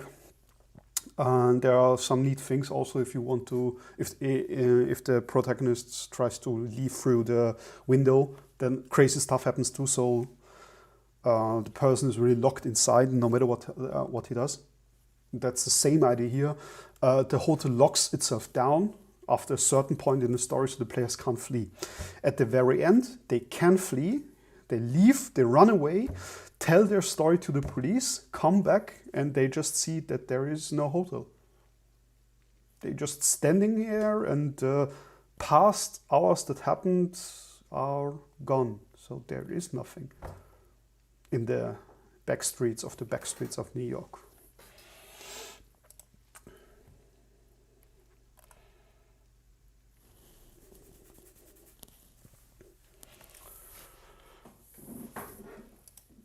I know this story sounds a little bit crazy, but bear with me, it was good, it was good. Chatting on the phone is difficult. Yeah, I mean, streaming, telling stuff, the very first time making a map simultaneously is also pretty difficult, so excuse me if it isn't working out well and I don't always catch what you're meaning, but now I got you. All right. I think I'm always talking and I will maybe only continue for 1/2 an hour, then I call it a day. And until then, I think I'm going to finish at least one room by making the pipes and painting a little bit stuff on it. As you can see, I don't like these shadows here. The fix for it is to set it to no prop shadows. What that means is that the prop itself will cast shadows, but it won't take any shadows from other props. And that's important if you want to do, if you want to show depth, because those pipes are rather high at the ceiling. So just disable or set the light receiver to no prop shadows, so the props won't receive shadows, and they act like they would be on top of things. All right. Okay, looks good, looks good. Would it make sense to let the props drop shadows? I don't think so. The pipes, I mean. No, the pipes shouldn't cast any shadows. That's a dumb idea. Lord God says, I seriously wish I was playing this game. Thank you. As mentioned, I will slowly write everything down because I have this crazy problem that I am one of the old-fashioned type. I always use pen and paper to write my pen and paper stories. Ha ha ha ha. No pun intended. So I really write the whole story just down in multiple pages. So this adventure, I think, is around 20 pages, including characters and stuff. So not just the story itself. And then I have a hard time writing it down into a digital program. But yes, I will do that. I will do that. Also, I think I can't promise it, but I think I will put all my pre-made stuff also in there, like a Dropbox link with a zip file to this document, to the characters. I'm not sure yet about the characters because I don't think they are copyrighted, but they are not completely made by me. So I use backstories of existing Call of Cthulhu characters. The images are probably copyrighted, but the character sheet itself. So if I make nice images and change the names, there shouldn't be a problem. Here you see, I mean, that's a backstory sheet. I think it's oversaturated, but I think you can see it. That's one of the backstory sheets I wrote per character, and I hand it out to the players so they know what to do. That's one of the large ones, so not everyone is so extensive. Yes, I will bundle everything, put it in a zip file, upload it to Dropbox, and link it inside the GM notes for you. So you will be able to play it yourselves. So here are the GM notes, and somewhere down in the document I will just link it. And there you go. So you will be able to play it, I promise.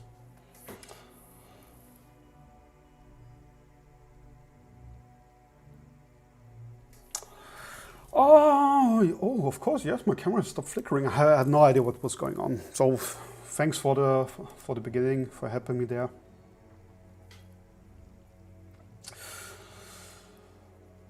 Unless there's lights above the pipes, they shouldn't know. Yes, they obviously don't. You're right. Their pipes are definitely above the fire because the barrel is above it. Oh boy, hi Tiger, nice to see you. You're not late for the party, but I don't think I will last longer than half an hour. Tiger, dear people, meet one of the players who played this story with me. Nice to see you there. How are you? Tiger, do you remember this?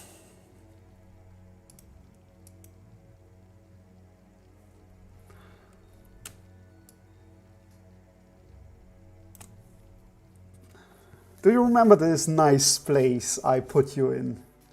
By the way, I believe that was your very first role-playing game, right?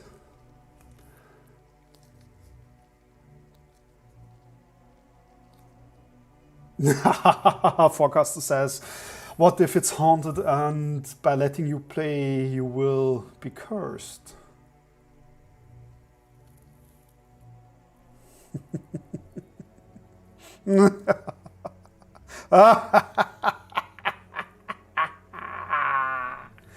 No, seriously, yes.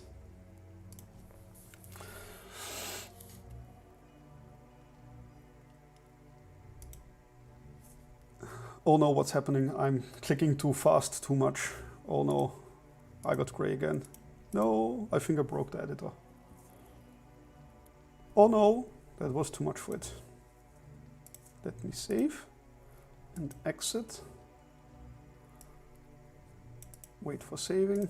Yes, now. Can I reload? Let's just reload. How do I reload? That's. No.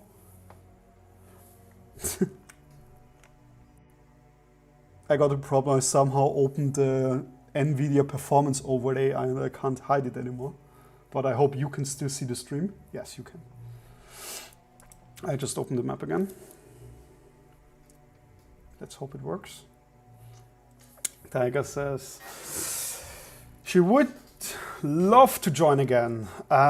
Yes, of course. I mean, we already played this story. This was a one-shot that was planned like a one-shot, and we won't continue on that, I told you. But I mean, we already have planned another role-playing game already together. You just have to give me time until I have my mind free again to do jamming stuff.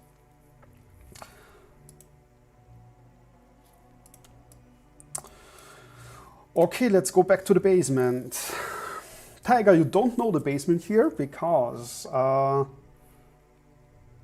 never prepared that basement for your game. But yes, the basement should be another level inside the building that would add more creep to the whole story. I think I just moved this a little bit more to the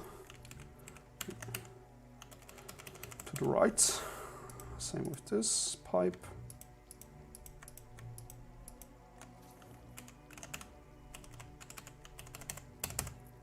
Okay, that looks good. That looks fantastic. I know I need to add some more things here, like crates to crowd the area a little bit more, or even use the brush. Yeah, use the brush to add some dirt. Oh yes, over there. Make it a little bit more visible. I just want to give it such a clean look. Yeah, that looks more like it. Right now it feels a little bit empty, but yes, adding some crates it is.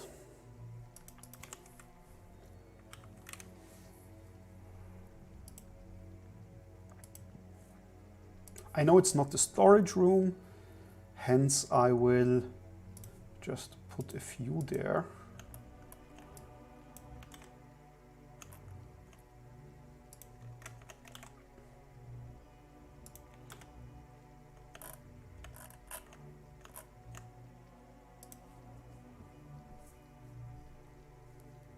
Also give it shadows. Yes, that's it. Yeah, that already gives it a little bit more. Maybe also here some dirt should come out. Yes, I will add a second brush, which just does this.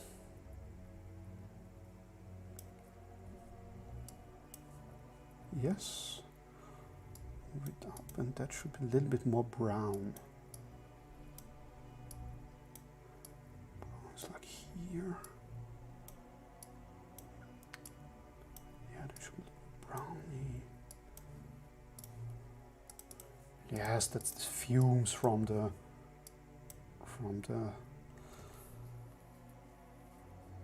fire. I also forgot to move it to the very bottom, and that doesn't do the same. So what I'm doing right now, this brush is right at the moment above everything. I don't want it. I want it at the ground. So I just use the hotkey Shift. Comma? No, not comma. What's the English comma? Not the dot, the comma to move it to the very end of the layer list. If you look right now, if I select this room, this should be at the very bottom, but that's not true because I haven't clicked it, or what? Yeah, now it worked. I do the same with black. Zack. Great. Now it's in the back. So here you can see a nice fume coming out from this fire. Yeah, that's it.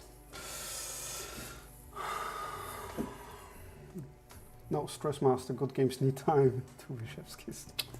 Thank you. Forecaster, make another set of stairs going down. When you go down, suddenly you're entering from the main entrance and you're not sure you got it. Well, that's a good joke, but no, I won't do that. I mean, you can edit to your way, but games like this, look, fun is always good. Laughing is always good, but sometimes it should be a little bit serious. And as a game master doing a serious game, I like to avoid making dumb puns from myself inside the story. Of course, making fun is good, laughing is great, because that's why we're sitting here. But I will not do something like you go down here and then you enter from the entrance, and there is no reason, just for the lols. I won't do that.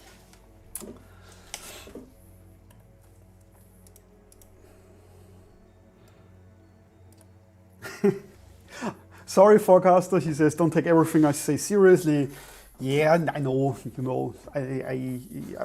you noticed that I like to talk, and that's what I'm doing right now. So, no map making talking.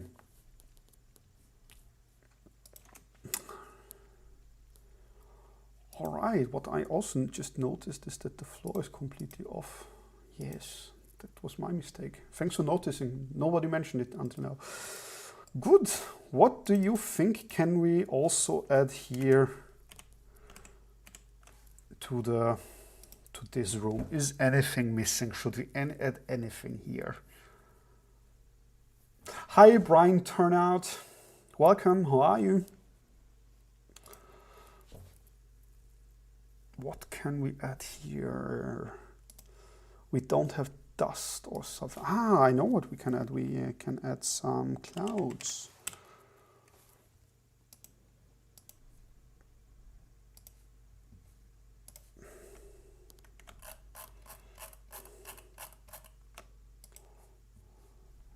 Yes, that's good. That's good. So you see it boiling. Of course, I should also add a puddle of water just for the sake.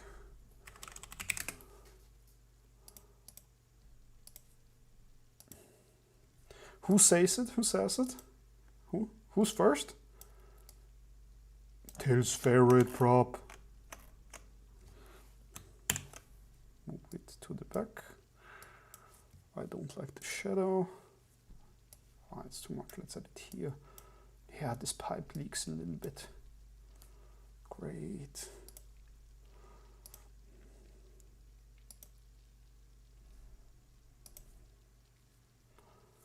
There's something off here. Can you see this corner on the pipe? There's something off. No prop shadows. As if something is laying over it. I know it's a puddle of water, but it looks crazy. Whatever. There's usually some fire starter material around the basement. What do you mean by fire starter? Aren't the wood piles enough for you? Start a fire somehow. What could I put there? Hello, Rarius.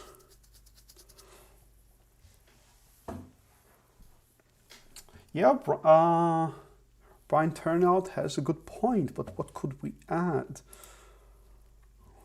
What would be a good fire starter? Branches? I don't know. Help me. Pile of branches. I mean, that's good for decoration. I just added here. Old branches. Oh, I don't like that one. Do we have matches? No, we don't have matches. How unfortunate. Paper. Let's search for it. Paper. Dragon paper. What's that? I honestly must confess I don't know every prop from a library. Newspaper, that's good. Newspaper is good, right? Oh, that looks fantastic. Yes, let's take this.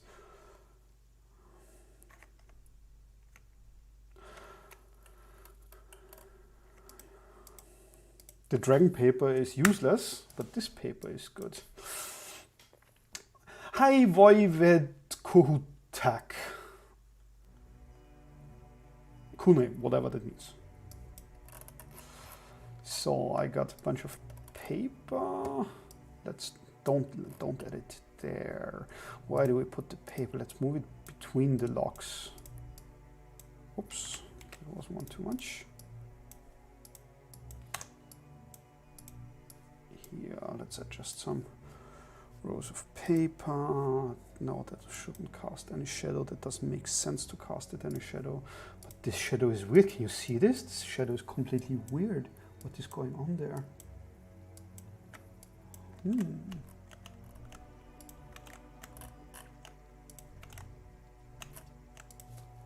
Let's mirror this.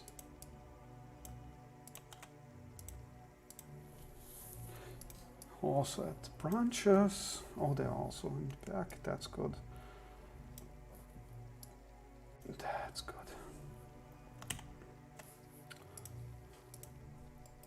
What do you think?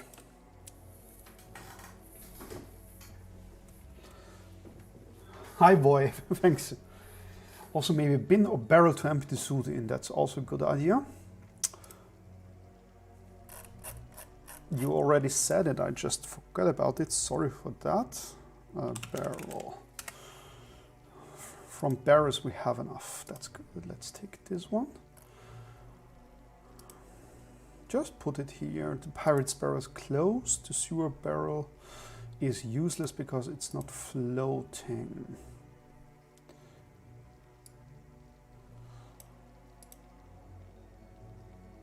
How's the modern barrel?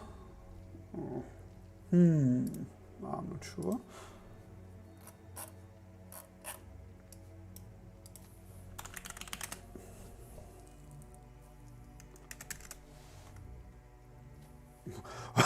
Did I just find a barrel misspelled? Yes, I did by misspelling it myself. I swear that wasn't me. That's not my barrel. But you see, stuff like this will end once we have the new asset manager. All right. I think I will use the fantasy barrel. The fantasy barrel looks better. Maybe put, do we have ashes?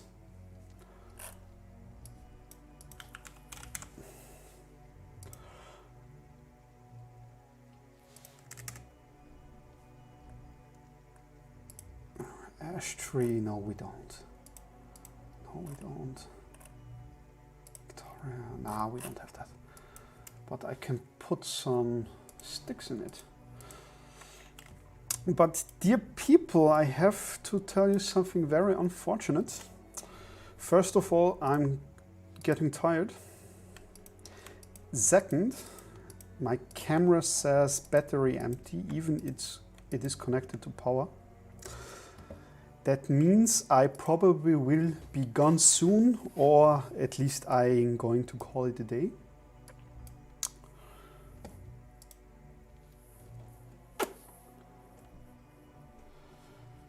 A voice says, hey, that's his barrel. Okay. A metal barrel. I don't know. Metal barrel. Do we have that? I want to avoid it to look more too much cyberpunky or wrong. Too much modern. I know Victorian era we got metal there, but I wanted to have even an older look. So in the 20s, this hotel should feel old. That's my intention.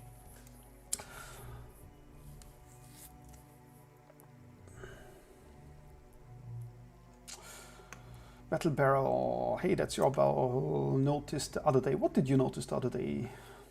Sand, the saturate makes good air. That's a good idea. Sand, do we have sand? No, we have a sand hole, but I believe sand pile, ah yes, great. Oh, great. Oh, that was a great idea, Lord. Ho ho ho, let's make it darker. Yes, that's the ashes I need. Where's my barrel? Give me my barrel. Pile of branches can go. Sand pile. Come here. Even I even can spill out some here. Oh, yes. Oh, that was a great idea. Thank you. Oh, I send it to the very back. Oh, yes. Yes. That's what I was looking for. Let's also blend it a little. Oh, great. Lord, that was a great idea. And yes, I must say, guys. I'm not sure I understand. Thank you, Ziri. Dear people, watchers, I think I'm done with this room. I will finish the other two rooms somewhere in the near future. I think I'm going to write up everything, the whole story, as soon as I can. Then I will make it available into the public library. Or you guys say you want it directly, then I finish the rooms and I post it directly into the public library and add the GM notes with the story later on if you want it. Let me know in this chat if you want this. But I think I'm going to call it a day. Thanks for having me. Thanks for my very first DungeonFog Welcome to the Mapness stream. I hope you liked it, you enjoyed it. If you want to see more, let me know in Discord. Somebody, maybe Forecaster, could paste the link in the chat. And yes, thank you so much. That was a great adventure. Thanks for helping me. And I will read out the last messages. Thanks for the stream. Thanks for being here, Lord God. Thanks for helping me. Metal drums have been around a long time, though probably mostly used for oil products. Yes, I know, but I want to avoid that. Tiger, I wish you good night. Thanks for having me. Thanks for being here. Thanks for visiting. Kisses. Hope I see you soon. Thanks for flickering. Yes, Forecaster. Thanks for having me flickering at the very beginning. I hope that wasn't the issue. Thanks for bearing with me. Technical difficulties. I'm not a streamer. That was my first stream and the setup was quite tough. All right, dear people, thanks for being here. If you have any questions, join us in Discord. Join in DungeonFog. It's free. If you have questions, just ask them. And I hope I will see you soon. Thanks, people. Bye.